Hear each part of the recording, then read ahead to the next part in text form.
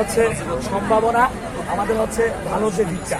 আর আমি মনে করি 35 যে চাকরির বয়স 35, এখানে আমাদের কোনো নেগেটিভ সাইড এখানে আমরা দেখতে পাচ্ছি। এটার কোনো নেগেটিভ দিক, এটার কোনো এটা কোনো নেগেটিভ দিক আমরা দেখতে পাচ্ছি না। কারণ আজকে যারা আমরাও কিন্তু রানিং স্টুডেন্ট, আজকে যারা রানিং ছাত্র, তারাও এক সময় আমরা যারা সম্পন্ন করেছি, আমরা এখন আমাদের প্রত্যাশা আমরা জানি। মানুষ জাতি কিন্তু আমাদের সরকার উচিত। না না 10টায় না 10টায় না, আমি নাম্বার দিয়ে যাই 12টার পরে গেছে এসপিতে, 12টার পরে গেছে এসপি। নমাজ পড়তে যান, না আড়াইটায় গেছে, নমাজ পড়া লাগবে, আড়াইটায় গেছে। সেটা 12টার পরে বললাম এই জন্য, কারণ